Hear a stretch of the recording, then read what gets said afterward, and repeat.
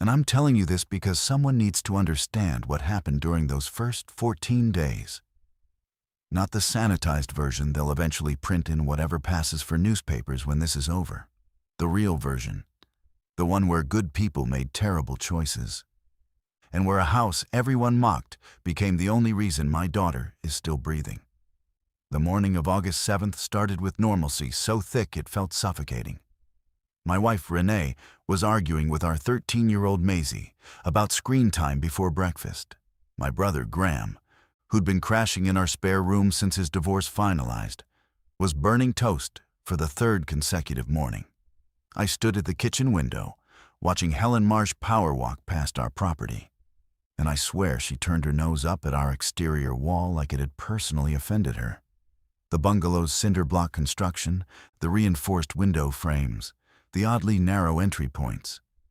Everything that made the place ugly was everything my grandfather had designed with paranoid intentionality. He'd been a Cold War engineer, worked on government bunker contracts in the early 60s. When he retired, he built his family home using every principle he'd applied to military installations. Walls 18 inches thick, a root cellar with ventilation shafts that could be sealed independently, window apertures narrow enough that a grown man couldn't fit through them. The roof was poured concrete beneath the shingles. The doors were steel core with 3-point locking mechanisms. Everyone saw an ugly relic. I saw my inheritance. Graham noticed it first. He was scrolling his phone at the breakfast table when his face changed. Not dramatically, not like in films where someone gasps.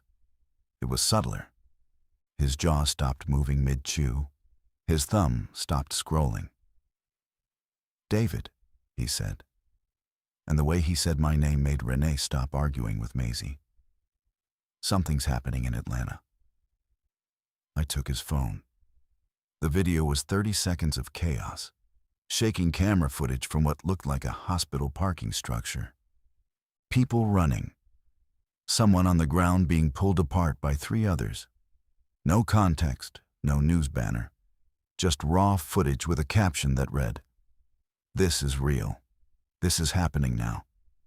I handed the phone back and told Graham it was probably viral marketing for something. He nodded, but neither of us believed me. By noon, it wasn't just Atlanta. Memphis, Charlotte, Birmingham. The networks were cycling through anchors who looked progressively more frightened with each update. Renee pulled Maisie out of her room and made her sit in the living room with us. Graham opened his laptop and started cross-referencing social media with official statements. The gap between what people were filming and what authorities were confirming grew wider by the hour.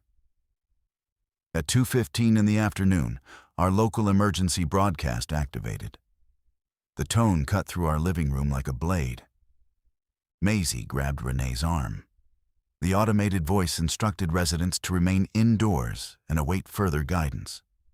It said nothing about what we were remaining indoors from.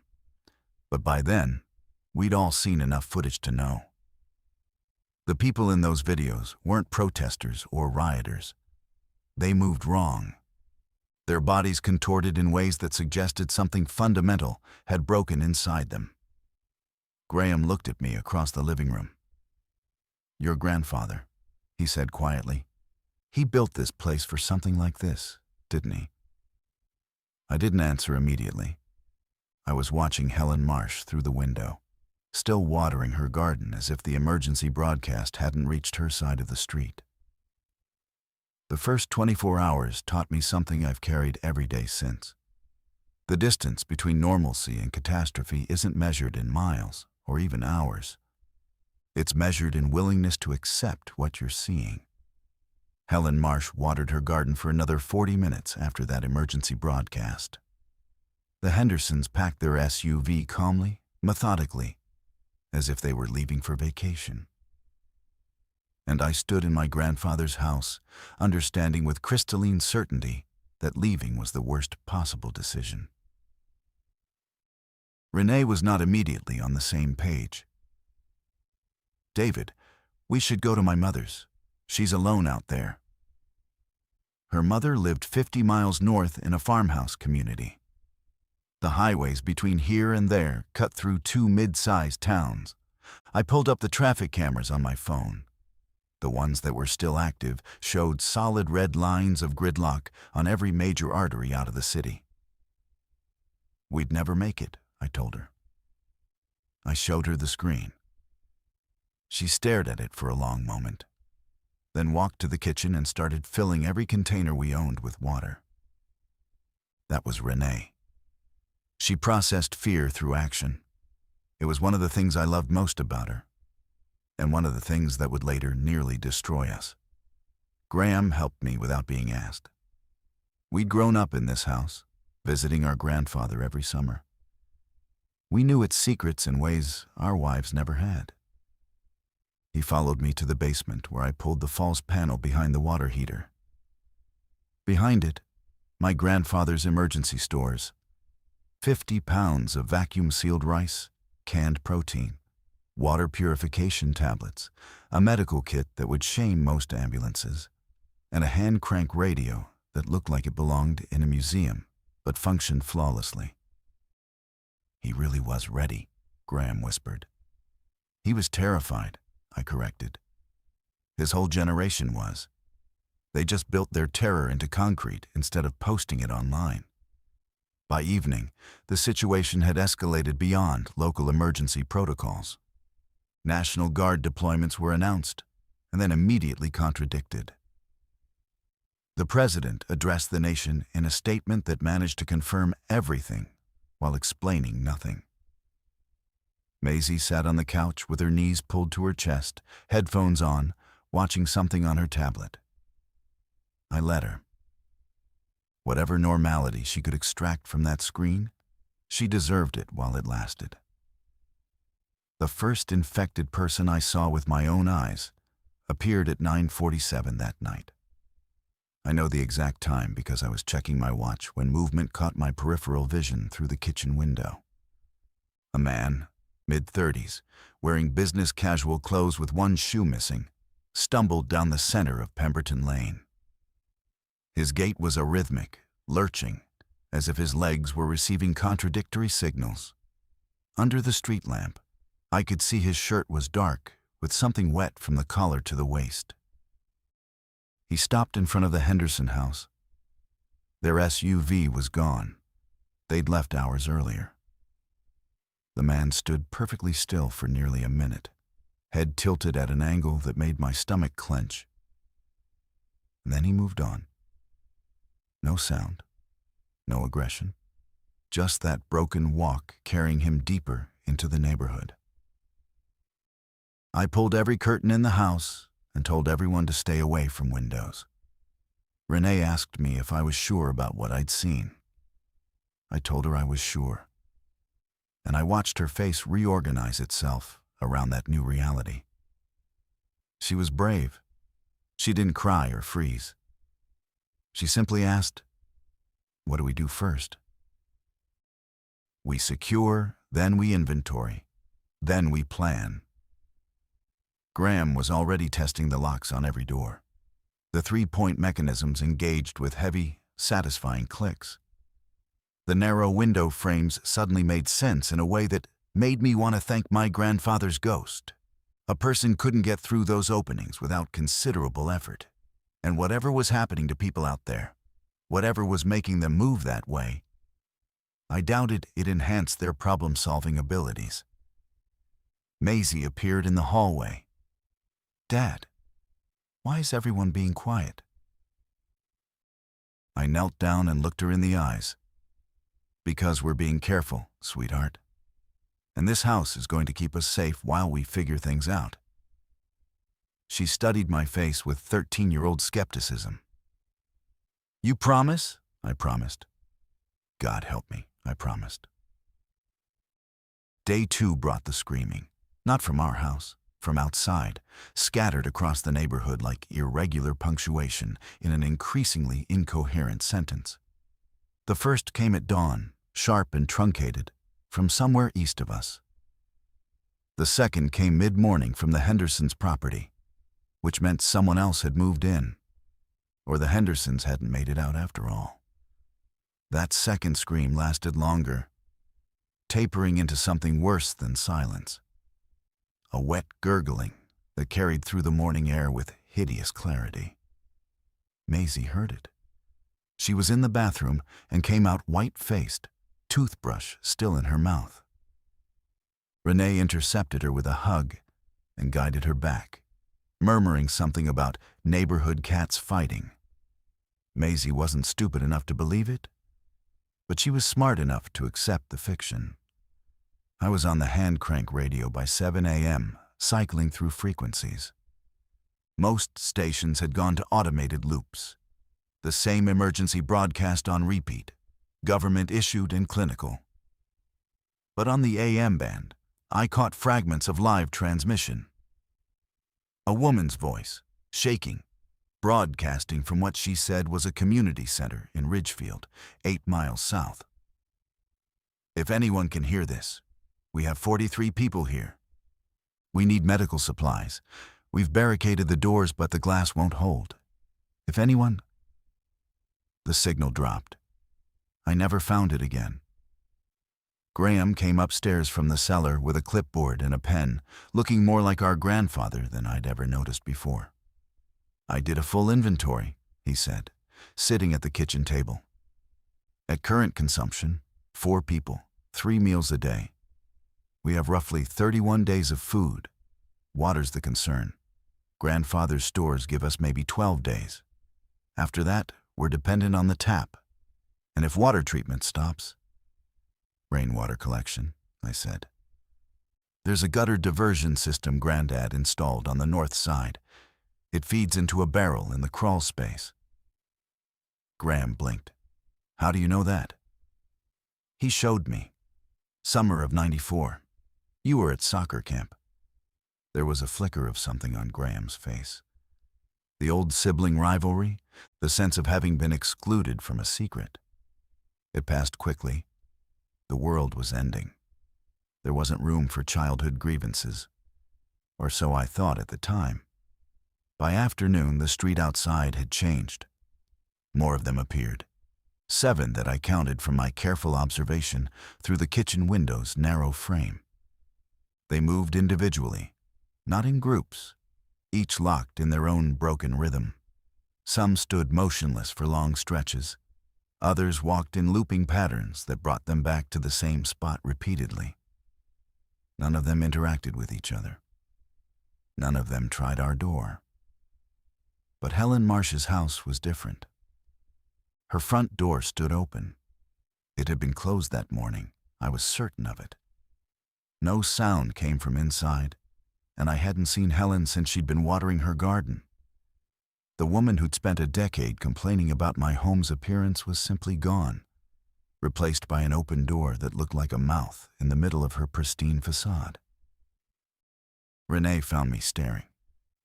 "Don't," she said. "I wasn't going to." "You were thinking about it, thinking about checking." She was right. Helen was 72, lived alone since her husband died. If she was in there, injured, unable to move. But Renee's hand on my shoulder brought me back to the hierarchy of obligations. Maisie, Renee, Graham. Then everyone else. The mathematics of survival are brutal in their simplicity, and they demand a cruelty that civilized life never prepares you for.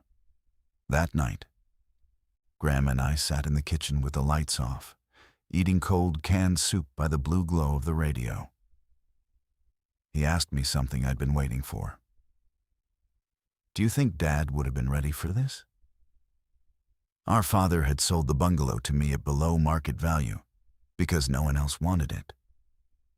He'd called his own father paranoid, delusional, a man chasing phantom threats. I swallowed my soup and said, "Dad wasn't built for this. Granddad was. And he built us a fortress disguised as an embarrassment." Graham raised his can in a quiet toast to a dead man's foresight. Day 4 introduced a complication I hadn't anticipated. Other survivors who knew we were inside, Marcus Webb and his teenage son Jonah appeared at our back door at 6 in the morning. Marcus was a fitness instructor who lived 3 streets over. I'd seen him at neighborhood barbecues, tall, broad-shouldered, always the loudest voice in any conversation. Now he stood at my reinforced back door with blood on his forearms, and a 16-year-old boy pressed against his side, eyes vacant with shock. "David, please." 2 words. The loudest man I'd ever known reduced to 2 whispered words. Renee was beside me before I'd finished processing the decision. "Open it," she said. Not a request. Graham stood behind her, his expression carefully neutral, leaving the decision to me, but making it clear he had opinions about it. I opened the door. Marcus and Jonah entered with the speed of people who understood what lingered in open spaces. I sealed the lock behind them, and the 3-point mechanism engaged with its familiar heavy click.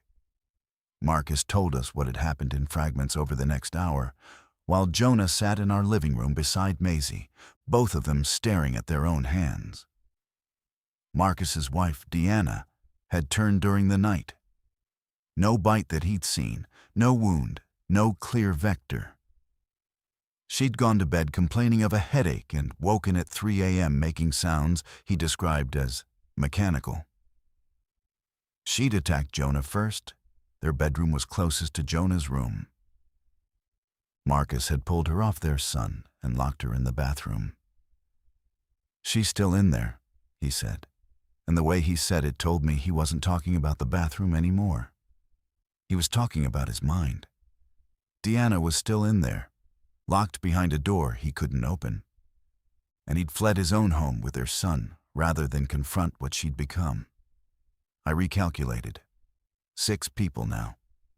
Graham's 31-day food estimate dropped to approximately 20. Water became more critical. But I wouldn't turn away a father and his child. Not while Maisie sat in the next room. Not while I could still look at myself in whatever mirror remained. Renee proved invaluable in the integration. She gave Marcus and Jonah our bedroom, moved our things to the living room without complaint, established a bathroom schedule, reorganized the food stores with a librarian's precision. She'd always been the logistical backbone of our household. Crisis only sharpened what was already there. Graham, however, pulled me aside that evening. We stood in the narrow hallway outside the cellar door, speaking in voices barely above breath. 2 more mouths, David. Every person we take in shortens our timeline. I know the math. Do you? Because if more people come, then we make decisions when they come, not before. He searched my face, then nodded once. I trust you, but we need a limit, a point where we say no. I didn't set a number that night. I should have. The absence of that number would haunt me within days. Marcus, to his credit, wasn't passive weight. By the next morning, he'd assessed our home with a tactical eye I hadn't expected from a man who taught spin classes. He pointed out sightline vulnerabilities, suggested furniture placement to create interior barriers, and asked intelligent questions about the ventilation system. If they can smell us, he said, we need to know how air moves in and out. I showed him the ventilation shafts my grandfather had designed, each one fitted with a manual seal that could be closed from inside. Carbon filters behind the grates, intake and exhaust separated by design so that contamination of one didn't compromise the other.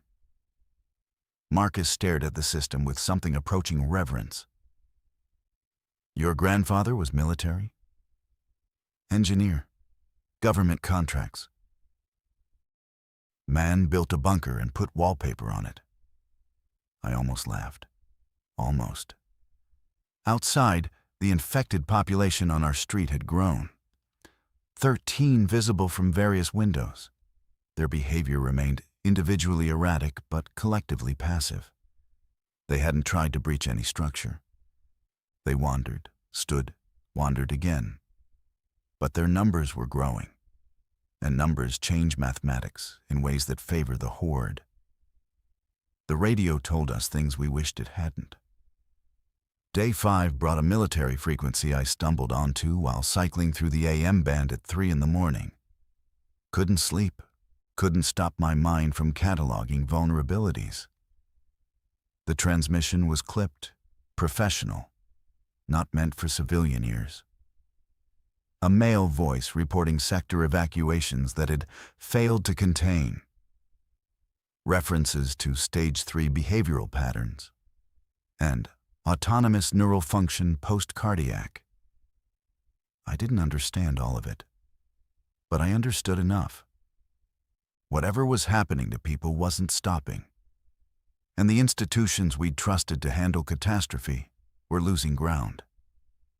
I didn't share this with everyone immediately. Renee found me at the kitchen table at dawn, the radio silent in my hands, and she read my face the way only 17 years of marriage allows. How bad? Bad enough that we should think in months, not weeks. She absorbed this without visible fracture. Then she said, "We need to grow food. Is there enough light in the cellar?" That was Renee. Always the next practical step while I was still processing the emotional weight of the last one. I kissed her forehead and we went downstairs together to assess whether my grandfather's root cellar could sustain any kind of cultivation. It could, marginally. 2 of the ventilation shafts allowed filtered daylight when opened. The space was large enough for container planting if we could source soil. Our backyard, enclosed by 6-foot cinder block walls that matched the house's construction, contained garden beds that Helen Marsh had once complained about. Those beds now represented survival rather than aesthetics. Accessing the backyard meant opening the reinforced back door, which meant exposure. Marcus volunteered to help. We developed a protocol: observation from the kitchen window for 20 minutes minimum, confirming no visible infected within the immediate perimeter. Then a fast, silent trip to the garden beds with buckets and a trowel. 60 seconds maximum in the open. Our first extraction went smoothly. Marcus and I filled 4 buckets with rich soil while Graham watched from the window, ready to signal. Maisie and Jonah stayed in the cellar with Renee, studying seed packets we'd found in my grandfather's stores, vacuum-sealed, a collection of heirloom vegetables he'd preserved with the same paranoid thoroughness he'd applied to everything. Day 6 broke the peace.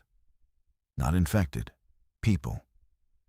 A family of 3 appeared on Pemberton Lane, a woman carrying a toddler and leading a boy of about 7 by the hand.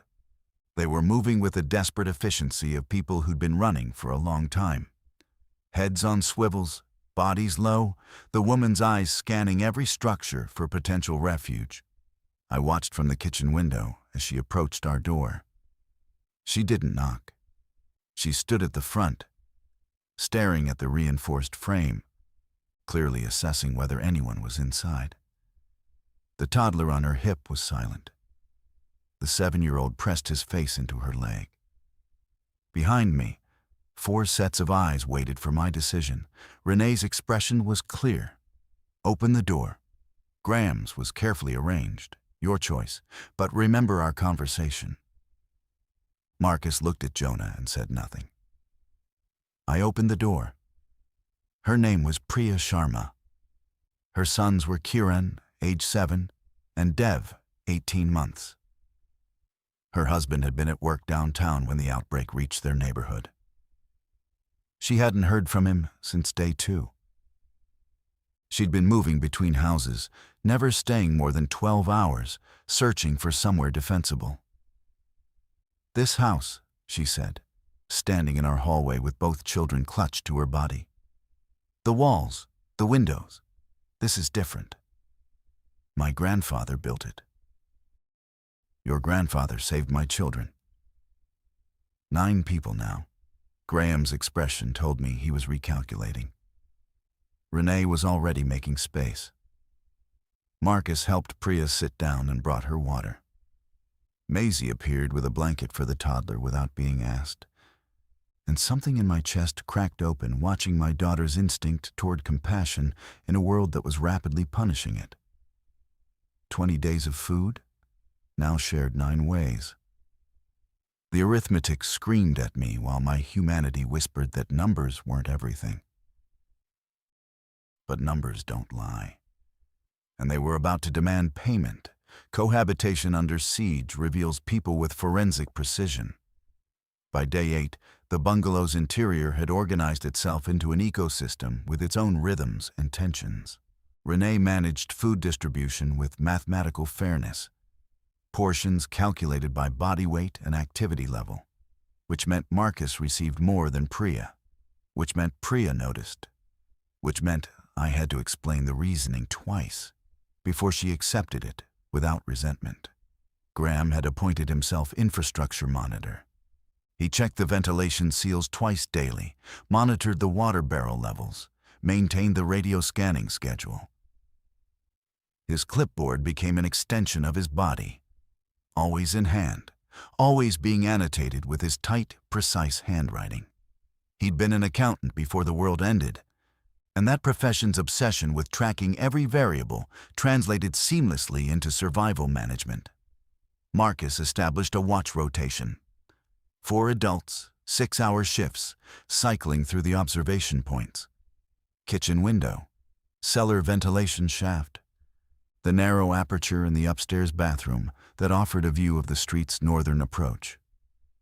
His fitness background meant he needed less sleep than the rest of us, and he often doubled his shifts without being asked. I appreciated this, but also recognized it for what it was. A man running from the memory of his wife by never allowing himself stillness. The children formed their own unit. Maisie, Jonah, and Kieran occupied the cellar during daylight hours, the safest space, the most insulated from exterior sound. Maisie read to Kieran from old books my grandfather had stored. Jonah drew on the backs of inventory sheets. Dev slept in cycles that Priya navigated with the exhausted expertise of a mother operating on reserves that should have been empty. Day 9 introduced a new behavioral pattern in the infected outside. They'd begun congregating, not with apparent purpose or coordination, nothing so sophisticated as group behavior, but proximity patterns that suggested they were gravitating towards shared stimuli. I counted 23 visible from various observation points, and for the first time, clusters of 3 or 4 stood within arm's reach of each other. They still didn't interact, but their density was increasing in our section of street. Marcus noticed it too. "They're concentrating," he said during his morning briefing. He'd started doing these, a habit from his instructor days, and nobody objected because structure felt like safety. Southeast cluster is growing. Could be sound reactive, could be thermal. The house has minimal thermal signature externally, I said. Grandfather insulated with the idea of being invisible to infrared detection. Marcus stared at me. Your grandfather was either the most paranoid man who ever lived or the most prescient. Both, simultaneously. Graham raised his hand slightly, his way of requesting attention without interrupting. Water barrel is at 60%. If we don't get rain within 4 days, we need to discuss rationing. The word rationing landed differently when a toddler was in the equation. Priya's face remained neutral, but her arms tightened around Dev involuntarily. Renee caught my eye and communicated volumes without speaking. That night, something changed in the infected's behavior for the first time. At approximately 2 a.m. during my watch shift, I observed one of the clustered group, a woman in hospital scrubs, turn sharply toward the Henderson house. She remained motionless for perhaps 30 seconds, then moved toward it with a speed I hadn't previously witnessed. Not running, not walking. Something between. A rapid, jerking locomotion that covered ground faster than their typical wandering. She hit the Hendersons' front door without slowing. The sound was enormous in the nighttime silence. A crack of impact that I felt in my sternum despite being inside our reinforced walls. She hit it again. Again. The door splintered on the fourth impact. She went inside. I woke Marcus. We watched from our kitchen window as 3 more infected followed her into the Henderson house with that same disturbing acceleration. They'd been drawn by the sound. Her initial impact had triggered pursuit behavior in the others. Sound activated them. Sound made them fast. I looked at our narrow window frames, our 18-inch walls, our steel core doors, and I sent a prayer to my dead grandfather's engineering instincts. Because those things out there had just demonstrated something terrifying. They could learn to focus. The sound discovery restructured everything. I gathered the adults in the cellar on the morning of day 10.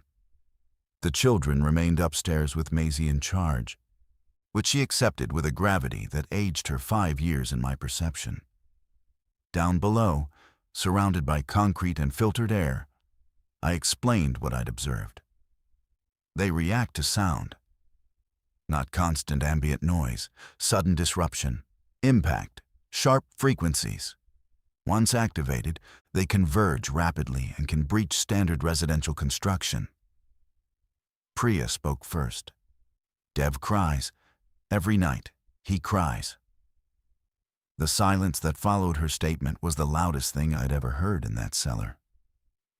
A toddler's cry, sharp, piercing, biologically engineered across millennia to be impossible to ignore. If those things outside responded to the same frequencies that evolution had designed to summon human attention, then Dev's existence in our refuge became a mathematical threat. Nobody said it. Nobody had to. Priya's face hardened into something defensive and feral.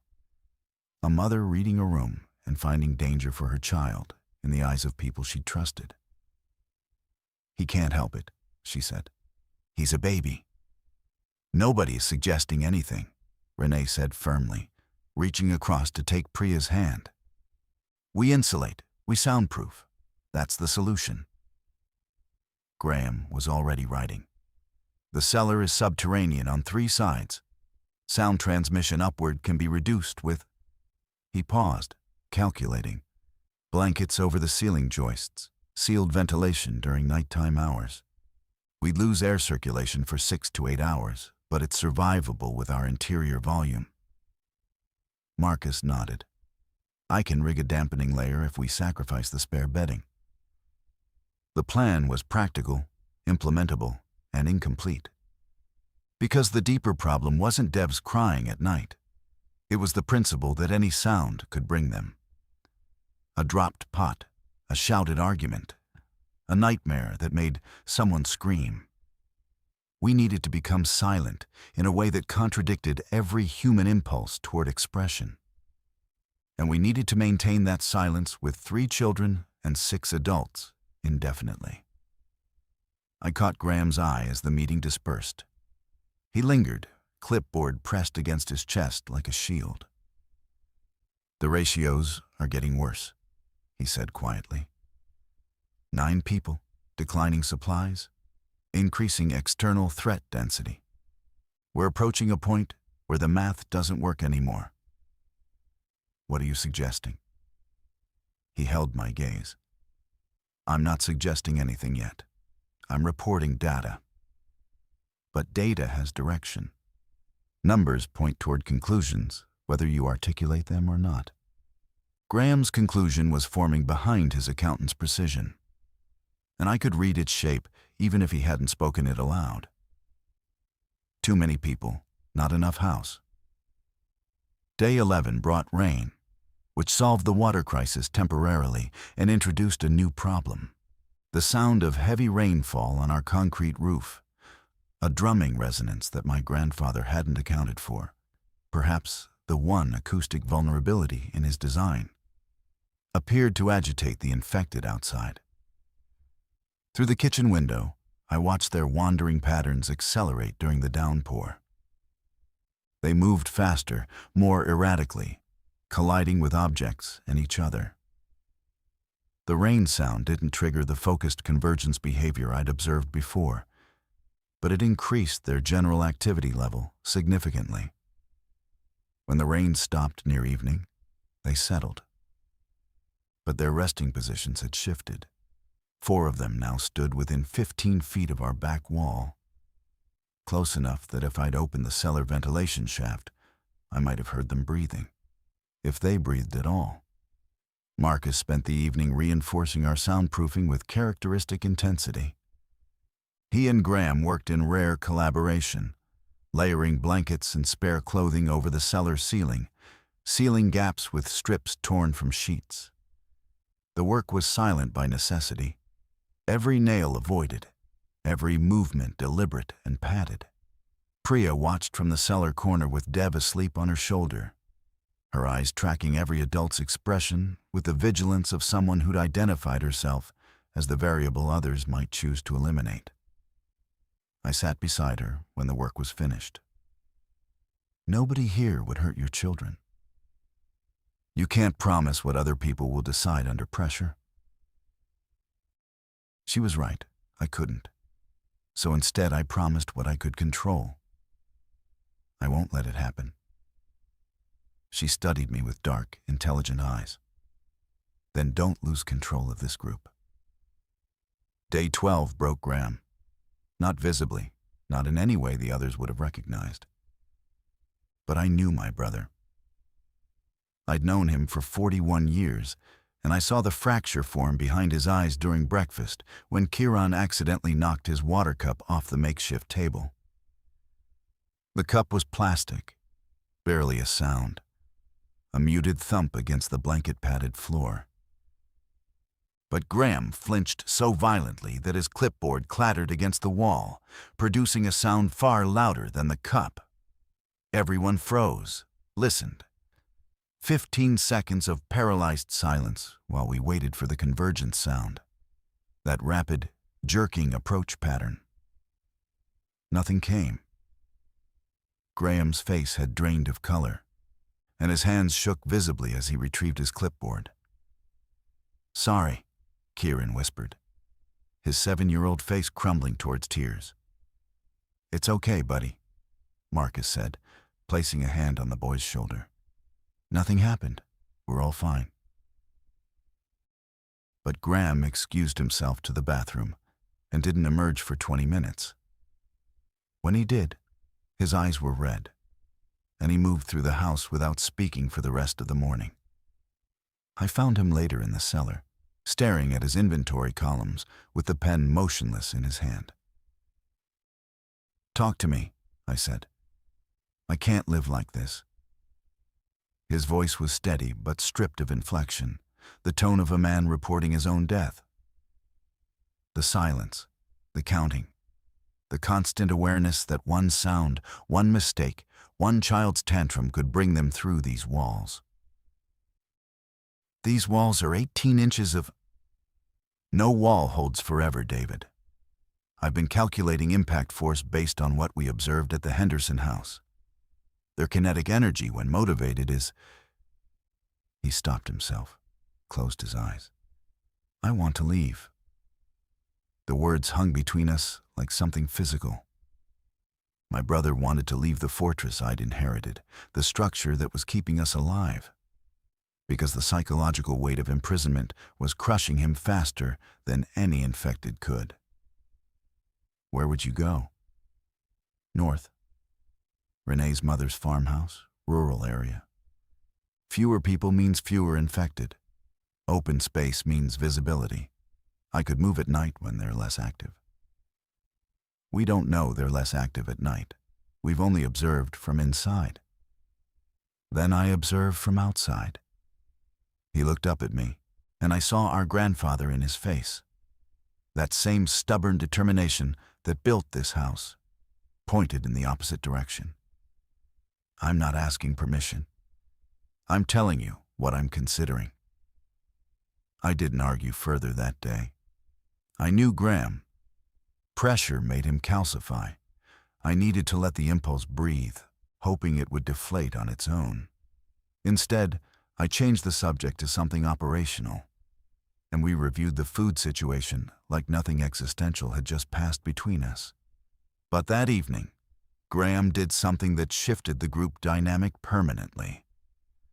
During the communal dinner, canned vegetables and rice, eaten in silence from bowls held carefully to prevent clinks, he announced his intention to the room, not as a departure plan, but as a proposal. I want to scout a route north. If there's a safer location, we should know about it. I'm not suggesting we all leave, but having an exit strategy is prudent. The room divided instantly. Marcus supported the idea. Information was always valuable, and confinement was wearing everyone. Renee opposed it viscerally. Her mother's farmhouse was the suggested destination, and the idea of Graham going there without us felt like abandonment and an intrusion simultaneously. Priya asked only whether his departure would mean more food for those remaining, and the nakedness of that survival calculation silenced the table. Maisie looked at me. Uncle Graham can't go outside. It's not safe. We're discussing, sweetheart. Nothing is decided. But Graham's expression told me otherwise. He'd spoken it aloud now, given the idea oxygen and audience. He would leave. The only questions were when, and what it would cost the rest of us when he did. I lay awake that night beside Renee on our living room floor, listening to the absence of sound outside our concrete walls, and felt the first crack forming in the foundation that wasn't architectural. Graham left on day 14. He chose 4 in the morning, the deepest stillness, when our observations suggested minimal infected movement. He took a backpack with 3 days of food, 2 water bottles, a flashlight, and the folding knife from my grandfather's toolkit. He didn't take the radio because we needed it more, and he didn't take anything that couldn't be silently carried. I watched him prepare from the hallway. Renee was awake beside me, her body rigid with competing emotions.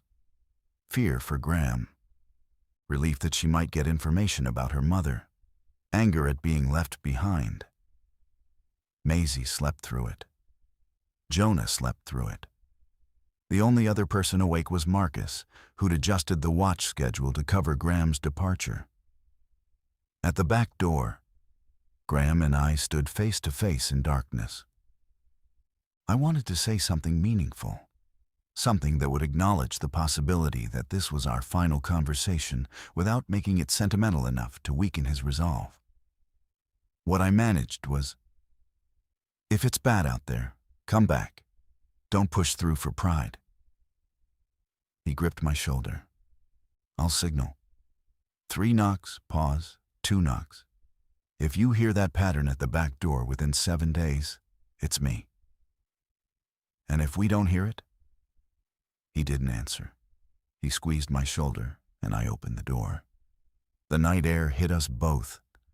Cool, damp, carrying a smell I'd noticed growing over the past week. Organic decay mixed with something chemical, like iron and antiseptic. Graham slipped through the opening, and I sealed the door behind him. The 3-point lock engaged. I pressed my forehead against the steel surface and listened to the absolute silence on the other side. His absence registered immediately in the group's equilibrium. By morning, everyone knew. Maisie cried. Brief, controlled tears that she wiped away before Kieran could see and become frightened. Jonah asked Marcus if his uncle would be okay, and Marcus told him yes with a confidence I envied. Priya said nothing but moved her sleeping arrangement slightly farther from the back door, as if distance from the exit could protect her from whoever might use it next. I inherited Graham's clipboard. His handwriting covered pages of careful calculations. food projections, water measurements, behavioral observations about the infected coded in shorthand I had to decipher. In the margins, smaller notes. D shows signs of stress fracture. Watch for impulse decisions. I realized with a start that D was me. Graham had been monitoring my psychological state alongside the supplies, accounting for my stability the same way he accounted for rice portions. Day 15 without Graham was day 15 with growing infected density outside. I counted 31 from various observation points. Their clustering behavior had intensified. Groups of 6 or 7 standing in loose formations, oriented toward residential structures. They hadn't breached our perimeter, but their attention seemed to be sharpening, drifting towards specific targets rather than wandering randomly.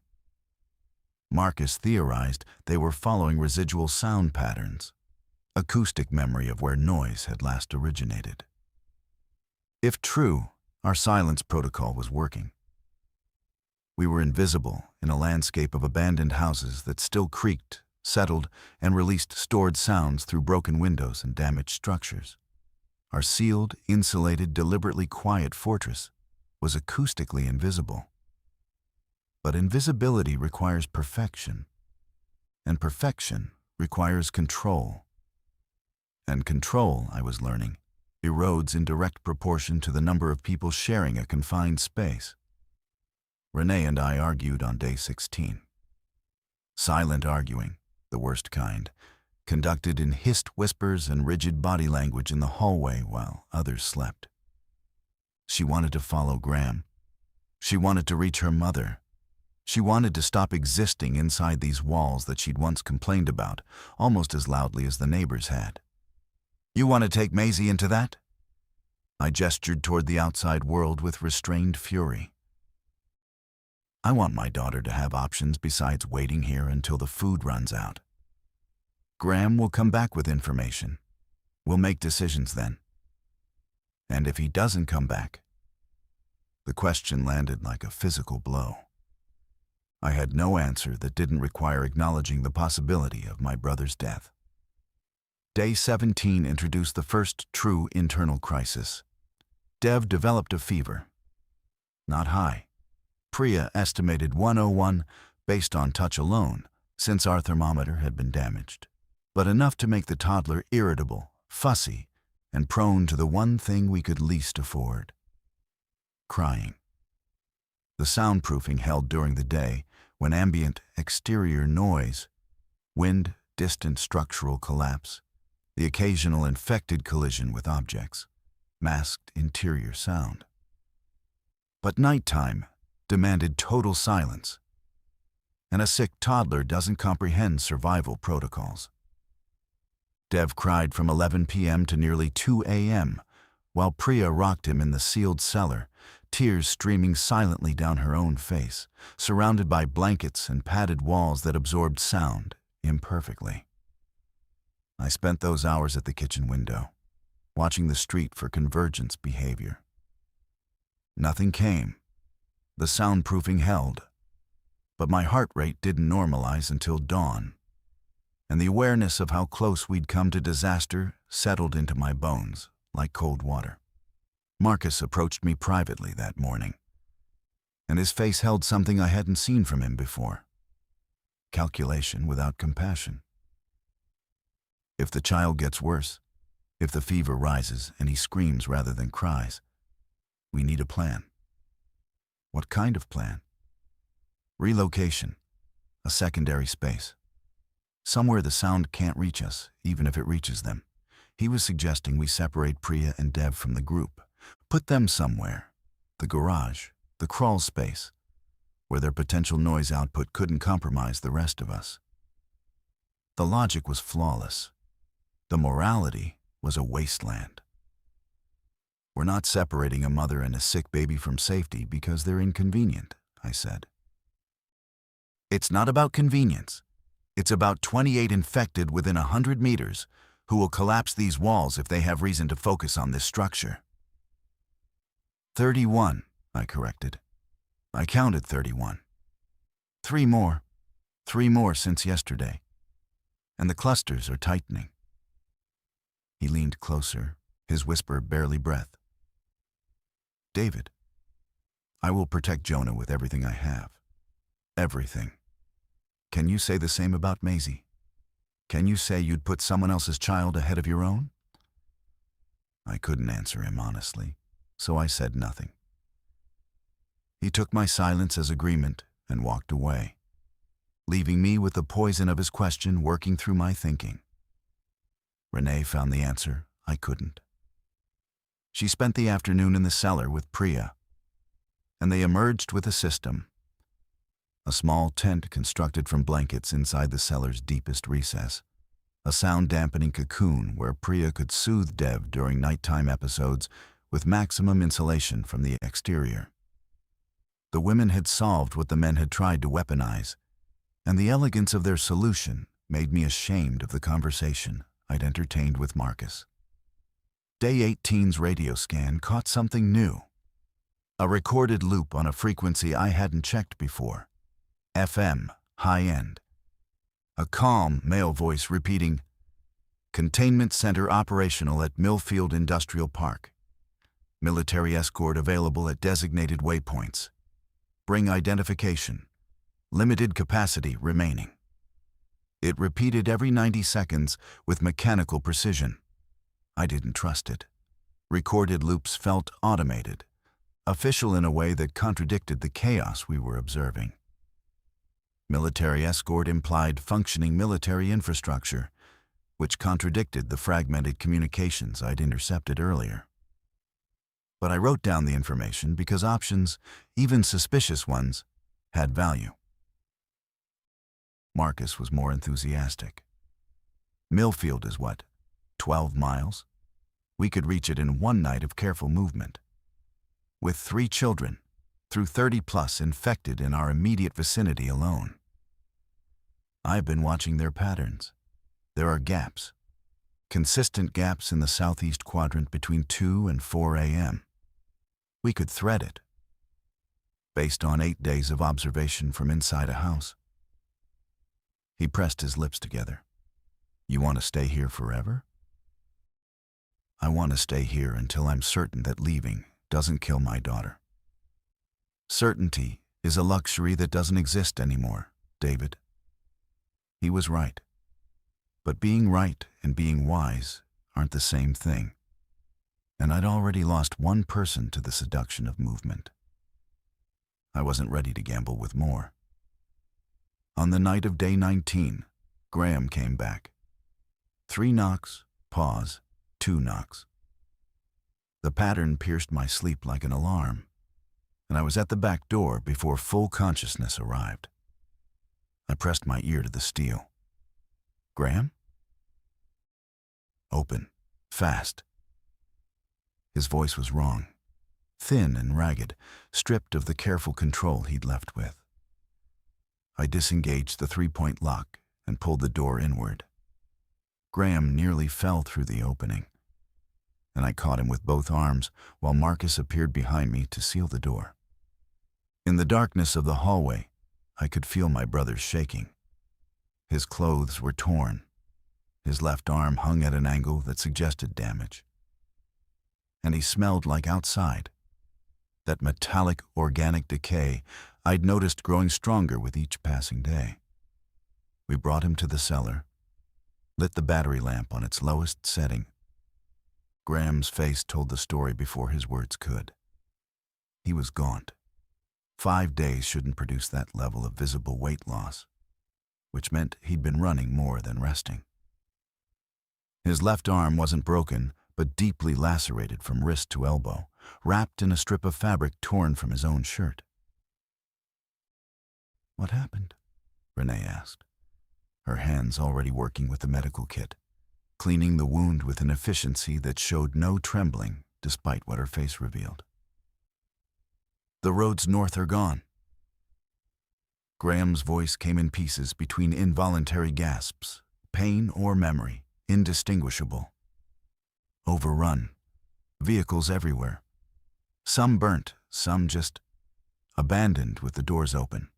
I got maybe 9 miles before I couldn't go further. The farmhouse? Renee's question was surgical. I don't know. I couldn't reach it. Renee, I'm sorry. What did this? I pointed at his arm. He closed his eyes. Not them. People.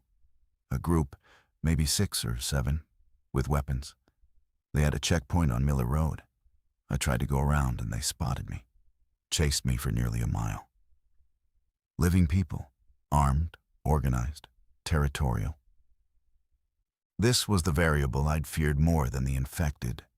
Human beings with functioning intelligence and survival instincts that would pit them against other survivors. Did they follow you back? No, I lost them in the Westwood development. Those houses are dense enough to break line of sight. He opened his eyes and looked at me with devastation. But David, the infected numbers out there. It's not 30, it's hundreds. Every intersection, every open space, they're everywhere. This neighborhood is a pocket, a bubble. Everywhere else is saturated. The room absorbed this. Even Marcus, who'd been advocating for departure, went still. Priya pulled Dev tighter against her chest. Maisie, who'd crept down the cellar stairs without my noticing, stood on the bottom step with her hand over her mouth. The Millfield broadcast, Marcus said after a long silence. If there's really a containment center. I heard it too, Graham interrupted. Played on a loop from a mounted speaker attached to a lamppost. Nobody around it, no activity. It felt like a lure. Marcus's jaw tightened. His exit strategy had just evaporated, and I watched him recalculate behind eyes that were growing harder by the day. Renee finished bandaging Graham's arm. The wound wasn't infected, wasn't that kind of infected. But it was deep enough to limit his usefulness physically for days. He'd left as our strongest strategic mind and returned as another body requiring resources without full capacity to contribute. I don't say this with cruelty. I say it because this is what survival calculus does to love. It reduces your brother to an equation. It weighs his presence against his consumption. It asks questions that peacetime humanity would consider monstrous. And it expects answers delivered without hesitation. Graham slept in the cellar that night, his clipboard resting on his chest like a shield. I sat beside him in the darkness and listened to 8 people breathe in various configurations of consciousness, and I understood with finality that we were not leaving this house. The world beyond these walls had sealed itself against us, and my grandfather's fortress was no longer a shelter. It was our permanent home. Whether that meant survival or slow diminishment remained to be seen. Day 21 forced the supply conversation I'd been avoiding. Graham, recovered enough to sit upright and calculate, spread his inventory across the cellar floor like a map of our mortality. The numbers were unambiguous. At current consumption rates, we had 11 days of food remaining. Water, supplemented by rainwater collection from 2 storms since our occupation, remained adequate for approximately 3 weeks. But food, protein, calories, the basic fuel of 9 bodies in a confined space, had a hard deadline approaching. 11 days, Graham said to the assembled adults.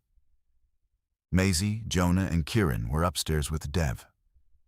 After which we begin to starve. What about the garden? Renee asked. Her cellar cultivation project had produced tentative green shoots from the heirloom seeds, beans, lettuce, radishes. But growth requires time that our food stores couldn't buy. 8 to 12 weeks before meaningful harvest, Graham said. We're short by roughly 7 weeks minimum. So we need a supply run. Marcus stated what everyone was thinking, but nobody wanted to voice. Going outside. Moving through space occupied by hundreds of infected.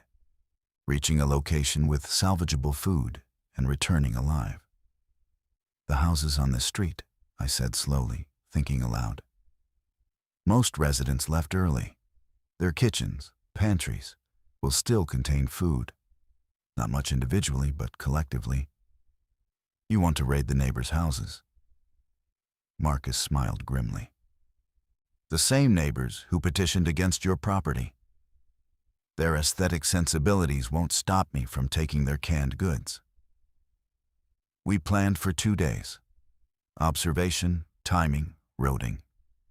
The nearest viable target was Helen Marsh's house. Open door, likely unoccupied, positioned only 30 feet from our back wall with partial visual cover from a shared fence line. Its kitchen would contain whatever Helen had stocked before her disappearance. Marcus and I would go. Graham argued for his inclusion, but his arm hadn't healed sufficiently for the kind of rapid, silent movement required. Renee argued that I shouldn't go at all, that my role was inside, coordinating, deciding. But I couldn't send Marcus alone, and I couldn't ask others to take risks I wouldn't share. 3 a.m. on day 23. The infected outside had settled into their nighttime pattern. Reduced but not absent movement, slower wandering, fewer cluster formations. Marcus and I dressed in dark clothing, shoes padded with layered socks to eliminate footfall sound. The protocol was simple. Exit back door, move along fence line to Helen's rear entry, enter kitchen, fill bags, return. 15 minutes maximum. Renee kissed me at the back door with a ferocity that bruised. Maisie was asleep and unaware. I couldn't have left if she'd been watching. Marcus pressed his forehead against the door frame, whispered something I didn't catch, and then we were outside. The night air struck me like immersion in cold water. I hadn't been outside in 23 days. The smell was overwhelming. That decay metal chemical stench concentrated in the open air to a density that made my eyes water. The sky was visible above us, clear and star-scattered, absurdly beautiful given what occupied the ground beneath it. We moved along the fence line in silence. My body remembered how to move quietly from hunting trips with my father decades earlier. Weight distributed, feet testing before committing, breath controlled through the nose. Marcus moved with athletic economy, his fitness training translating into something predatory and controlled. Helen's backyard was empty. Her rear door was unlocked, unusual for Helen, who'd been fastidious about security. Inside, the kitchen was untouched. Her pantry yielded 12 cans of soup, 8 cans of vegetables, rice, pasta, tea, sugar. We filled 2 bags each in under 4 minutes. The return trip was where the plan fractured. 30 feet from our back door, moving along the fence line, Marcus's foot found something soft in the darkness, something that moved beneath his weight, something that made a sound, not loud, a grunt, biological, involuntary, an infected person, prone on the ground beside the fence, that we hadn't seen from any interior observation point. Marcus froze. I froze. The shape beneath his foot shifted. And then the night was no longer quiet. The infected on the ground rose with the jerky, mechanical speed I'd only observed from a distance. Marcus was already moving. Throwing himself backward, bags clutched to his chest, legs driving him toward our back door. I was 2 steps behind him, and behind me I heard the sound that had haunted my nighttime observations from inside. That rapid, arrhythmic impact of an activated infected breaking into acceleration. The creature didn't vocalize. That was worse. No scream, no moan, no Hollywood growl. Just the sound of feet on ground and a body displacing air in a trajectory aimed directly at my spine. I hit the back door and hammered it with my palm. Protocol abandoned. Silence abandoned. Everything abandoned except the desperate need to pass through steel and into safety. Graham opened it from inside. Marcus was through. I was through. Graham slammed it, and the three-point lock engaged as something collided with the exterior surface. The impact shuddered through the steel and into the frame. A second impact followed. A third. Then silence. We stood in the darkness of the hallway, all three of us breathing like drowning men surfaced. The bags of food lay scattered where Marcus had dropped them. Upstairs, I heard Maisie's voice. "Dad?" And Renee's immediate, calming response. 4 minutes of silence passed. Then 5. Nothing else struck the door. I pressed my ear to the steel and heard only the ambient night. Wind, distant structural sounds, nothing focused or purposeful. The single infected had struck our door 3 times and then stopped, lost interest, wandered away, or was standing silently outside, waiting. We didn't open that door again for 6 days. The food we'd recovered bought us another 8 days by Graham's calculation. Combined with our remaining stores, we'd extended to 19 days total. Enough time for Renee's garden to produce its first harvest if growth accelerated, but likely not enough to close the gap entirely. Day 24 brought a new sound from outside. Multiple impacts, not on our house but nearby. Repetitive, rhythmic, purposeful. I observed from the kitchen window as a group of 11 infected battered against the front wall of a house 4 doors down. Not a door or window, the wall itself. They struck it in irregular sequence, each impact adding microfractures to the stucco exterior. They continued for 3 hours without stopping. The wall didn't breach. Residential construction held against their individual force. But the implications were devastating. They were demonstrating persistence, sustained focus on a single target. Whatever behavioral evolution was occurring in them, it was trending toward organized siege rather than random wandering. "What triggered them?" Marcus asked, watching from beside me. "I don't know. I didn't hear anything from that house." Maybe they heard something days ago, and it took this long for the behavior to consolidate. Delayed response. Acoustic memory building over time into focused action. If that was true, then our near encounter at the back door, Marcus's stumbling, the infected's grunt, our panicked entry, the impacts against our door, might have planted a seed that would bloom into sustained assault days later. I shared this theory with the group. The effect was immediate and corrosive. Priya's face went white. Graham's pen stopped moving. Even Marcus, who'd maintained aggressive optimism throughout, sat back and said nothing for a long time. "So we need to be even more silent," Renee said, her practicality a lifeline in the room's despair. "We were doing well before the supply run. We go back to that standard. And never leave again." Graham's voice cracked on the question. The man who'd already tried to leave once, already proved the outside was hostile, was still fighting against the walls.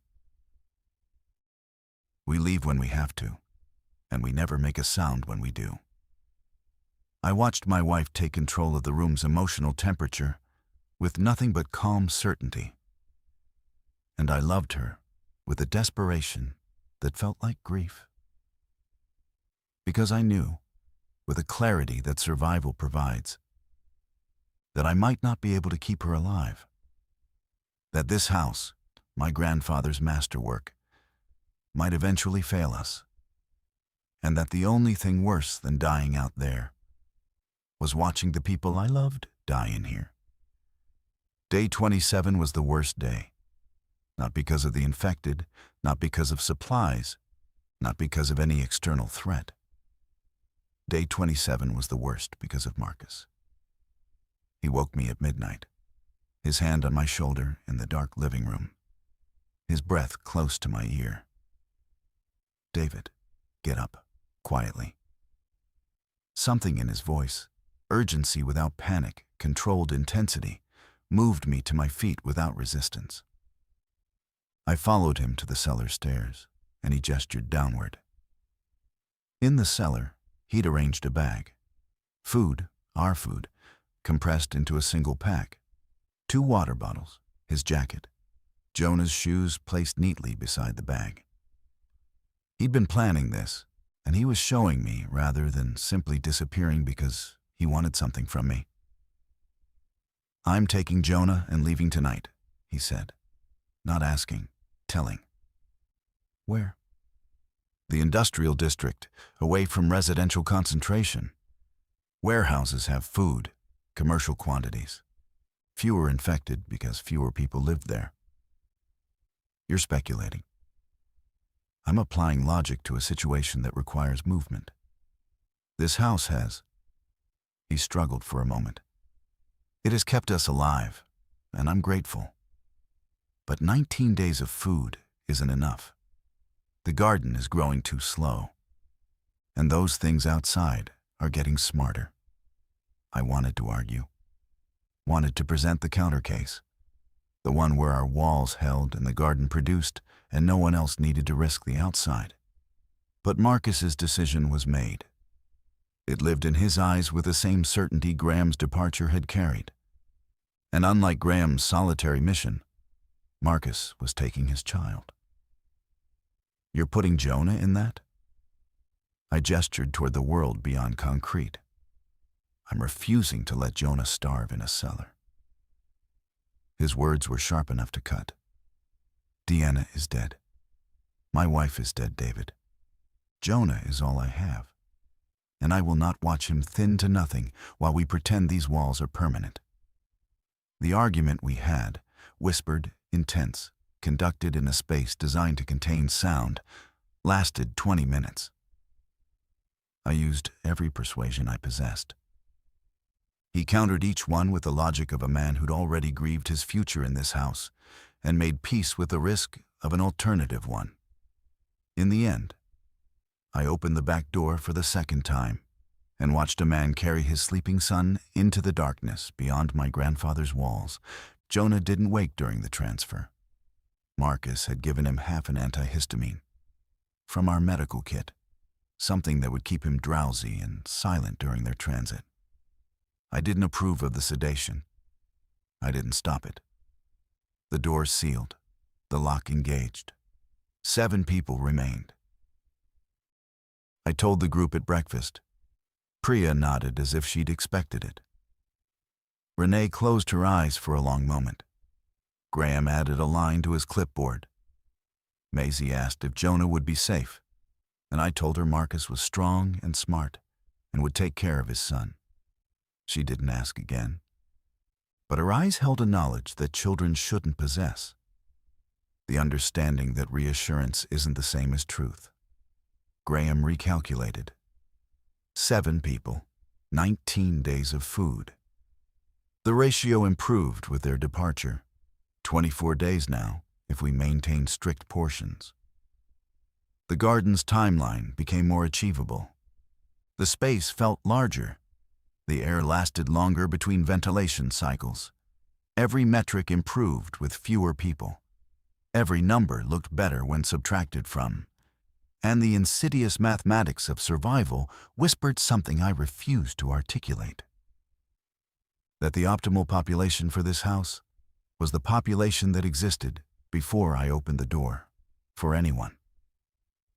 I caught Priya watching me that evening, and I recognized her expression because I'd seen it in my own reflection, the awareness that her presence, her children's presence, was a variable that others might choose to eliminate through less voluntary means.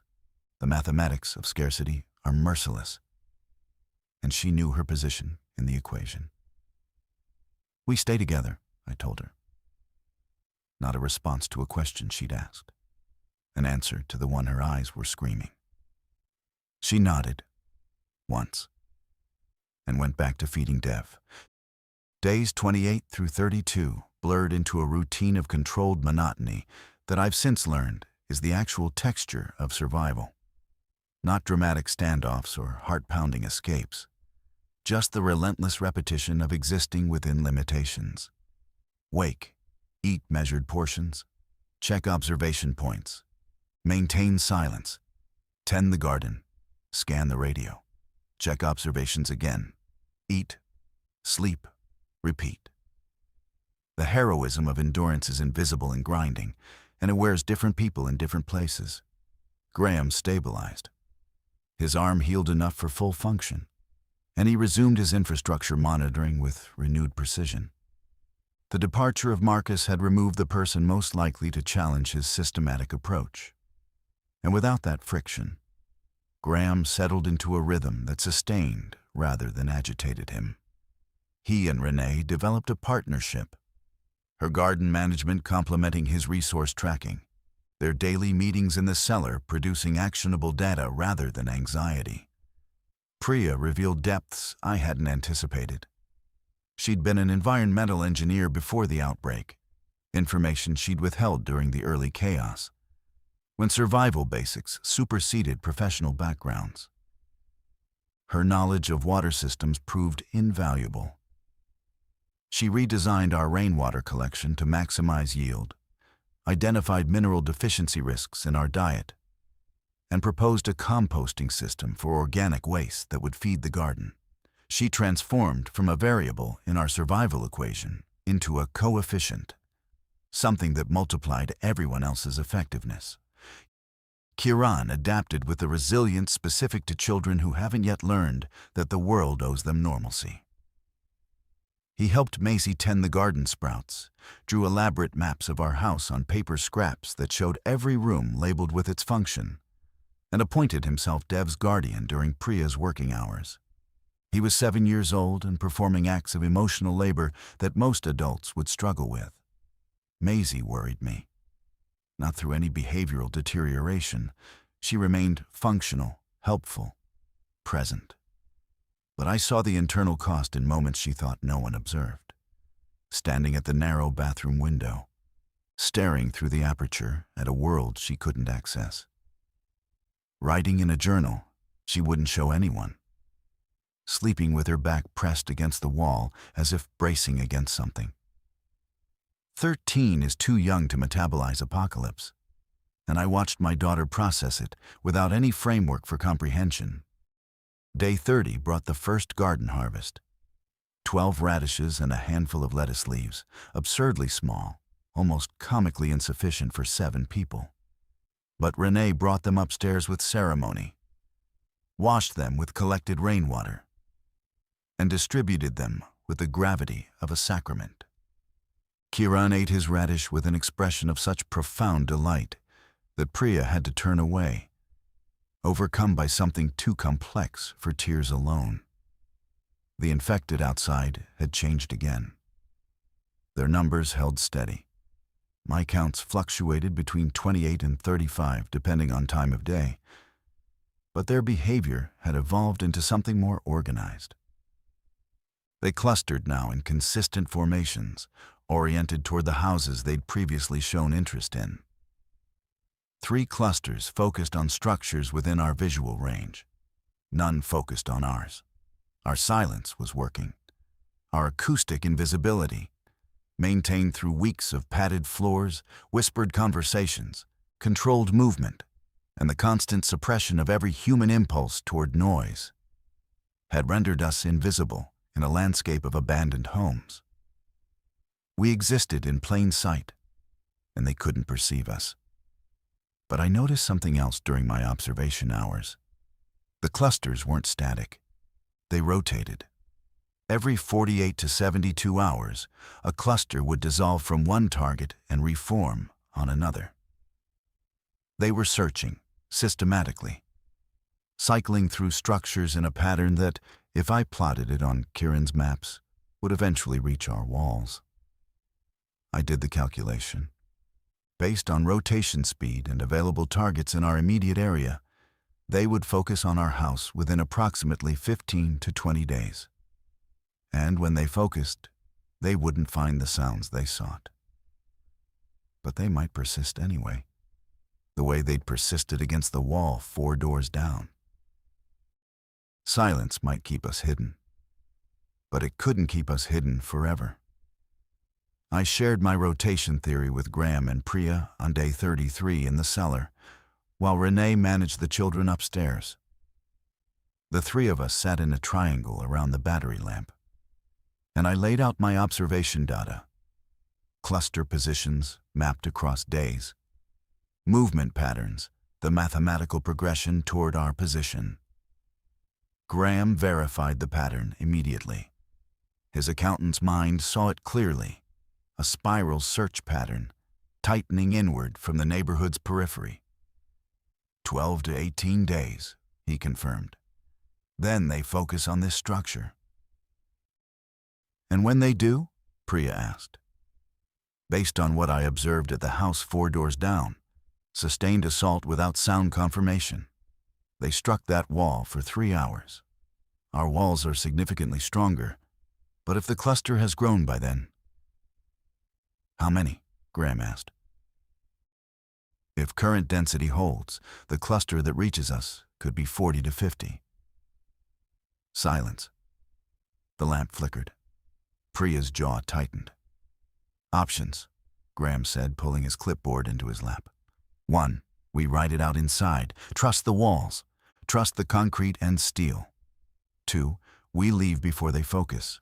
Find alternative shelter. 3. We create a distraction, sound elsewhere, that disrupts their rotation pattern. 4. Priya added quietly. We reinforce. I looked at her. How? Your grandfather built against Cold War threats. Bombs, radiation, forced entry by humans. He didn't build against 40 bodies striking the same point for hours. But we can add reinforcement internally.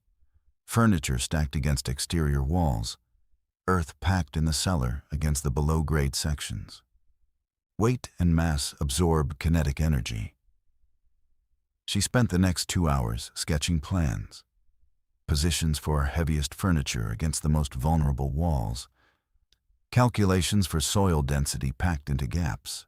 The engineering precision of her background transformed our defensive posture from passive, trust the original construction, to active, augment it with available resources. Over the next 5 days, we worked in absolute silence, moving furniture an inch at a time, carrying soil from the backyard garden beds in midnight excursions, brief, soundless trips through the back door that I now conducted alone, having memorized the positions of ground level infected in our immediate perimeter. Every trip was 60 seconds of exposed vulnerability that condensed my entire existence into heartbeats. Renee packed earth into wall cavities with her bare hands, her fingernails breaking against concrete and soil, never complaining. Maisie and Kieran carried small loads without being asked, their young bodies learning the weight of survival without instruction. Graham documented structural changes with the devotion of an architect recording a cathedral. By day 38, our house had transformed internally. The aesthetics were destroyed. Furniture barricaded against walls, soil packed into every ground floor recess, blankets and padding covering every surface. It looked like the interior of something buried rather than built. A cave with electrical wiring, a grave with inhabitants, but it was stronger. Priya's calculations suggested we could withstand sustained assault from 50 bodies for approximately 6 hours before structural compromise at the weakest points. The window frames, despite their narrow aperture, remained our greatest vulnerability. 6 hours. And after that, breach. So we need them to lose interest before 6 hours, Graham said. They lost interest in the house down the street after 3. I recalled. But that wall wasn't breaching. They stopped because progress stalled. Then our goal is 0 progress. No cracking, no give, no reward for their persistence. And no sound from inside that confirms our presence. 7 people. Absolute silence. For potentially 6 hours under siege. with a toddler, a 7-year-old, and a traumatized 13-year-old. Priya looked at me. The cellar. Sealed ventilation, maximum sound absorption. Everyone underground during the assault. If they breach upstairs while we're in the cellar, then we use the emergency exit. She pointed at the far wall of the cellar. That ventilation shaft, the large one, it's wide enough for a person, exits into the backyard behind the wall. I stared at her. I'd lived in this house for 11 years and never considered that shaft as an exit point. My grandfather, the paranoid Cold War engineer, had built an escape route into his bunker. Of course he had, because true defensive design always accounts for the failure of every other system. The cluster reached our street on day 41. Not our house, not yet. The adjacent property to our south. An empty duplex that had been vacant since before the outbreak, its owners living elsewhere. 37 infected converged on it by my count, forming a ring around the structure's perimeter with a density that made my stomach clench. They didn't attack immediately. They stood, oriented toward the building, perfectly still in that wrong way, that unnatural statue quality that distinguished their stillness from sleep or rest. They were assessing, processing in whatever degraded neural fashion remained available to them. And then, at approximately noon, the first one struck the duplex's front wall. The sound was distant but clear, a crack of impact that I'd learned to associate with activated behavior. The second followed within seconds. Then a third, fourth, fifth. Within a minute, a dozen of them were striking the structure in staggered rhythm. The duplex, standard residential construction, began showing damage almost immediately. I could see stucco fragments falling from my observation point. Renee gathered everyone in the cellar, silently, efficiently, without explanation needed. The children went without resistance. They'd been drilled on this without calling it a drill. Every day of quiet movement and padded floors had been training for exactly this moment. Dev was asleep in Priya's arms. Kiran held Maisie's hand. Graham brought his clipboard and the radio. We sealed the cellar. All ventilation shafts closed. The air became our countdown clock. Graham estimated 4 hours before carbon dioxide levels became problematic for 7 people in a sealed space. 4 hours of breathable air against whatever was happening above us. I didn't go to the cellar immediately. I stayed at the kitchen window, watching the assault on the duplex, timing their behavior, gathering data for what would inevitably come to our walls next. The duplex held for 47 minutes before the front wall caved inward. The infected poured through the breach with a fluidity that suggested liquid rather than bodies, flowing into the structure's interior without hesitation. They remained inside for 22 minutes. Then they emerged, one by one, and reformed their standing circle. Back to stillness, back to that horrible patience, as if the breach itself was the goal, and whatever they found, or didn't find, inside was irrelevant. Then the cluster shifted. I watched it happen in real time, a collective reorientation, like a flock of birds changing direction simultaneously despite lacking the communication for coordination. 37 bodies turned in approximate unison, and their new orientation pointed north. At our house. I descended to the cellar and sealed the interior door behind me. The quality of silence that followed was absolute. Not the managed quiet of our daily life, but the hermetic soundlessness of burial. 7 people breathed in the blue glow darkness, and every breath felt like a countdown. 20 minutes of nothing. Then, the first impact. It resonated through the concrete differently than I'd expected. Not a sharp crack, but a deep, bassy thud that I felt in my spine, more than heard with my ears. Our 18-inch walls, reinforced with packed earth and furniture, absorbed the kinetic energy with barely a tremor. But the second impact came. The third. The fourth. And each one was a question. How many? How long? How strong? Maisie gripped my hand. Renee pressed against my other side. Graham counted impacts on his clipboard with a pen that didn't need light. He was writing by feel, maintaining data even in extremity. Priya had her palm pressed flat against Dev's chest as he slept, monitoring his breathing, ready to muffle any awakening cry. The assault continued. Impact after impact, irregular in timing but relentless in persistence. I counted them alongside Graham. 50, 100, 200. The walls held. The earth-packed reinforcement absorbed what the concrete distributed. My grandfather's Cold War construction, augmented by a desperate environmental engineer's field modifications, refused to yield. 3 hours. The impacts continued. Our air grew thicker, warmer. Breathing required conscious effort. Kieran pressed his face into Maisie's shoulder, and she held him without speaking. Hour 4. The impacts slowed. Not stopped. Slowed. The intervals between strikes stretched from seconds to minutes. Our air was thinning noticeably now. Priya showed me 3 fingers, her estimate of remaining breathable time.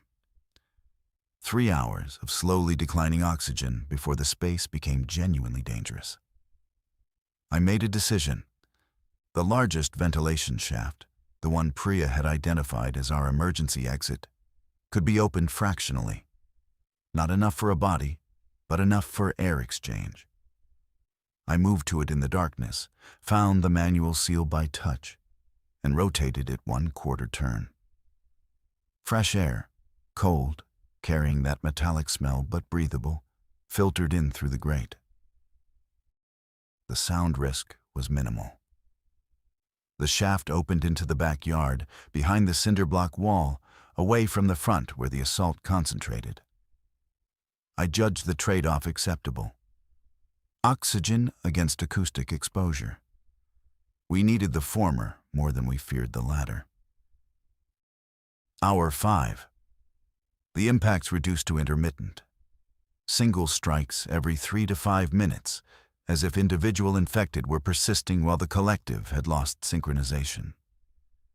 I imagined them outside, broken bodies, fists and shoulders damaged from hours of fruitless assault against engineering that had outlasted their stamina.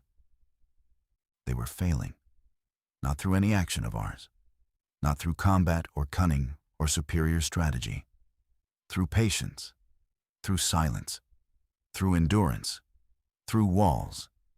Hour 6, silence, complete exterior silence. No impacts, no shuffling, no presence detectable through concrete and earth. Graham's pen stopped moving. Renee's grip on my hand relaxed by degrees. Maisie exhaled a breath she seemed to have held for hours. I waited another full hour before I moved to the cellar stairs. Another 30 minutes before I opened the interior door. Another 10 before I crept to the kitchen window and looked outside. They were gone. Not all of them. 3 remained in the immediate vicinity, standing in their default wandering pattern. But the cluster had dissolved. Scattered back into individual behavior, their collective focus dissipated like a storm that had exhausted its energy against a surface it couldn't breach. Our walls held, our silence held. We held. I descended to the cellar and opened the sealed space fully. Fresh air flooded in, and 7 people breathed with a gratitude that transcended language. Kieran was asleep. Dev was asleep.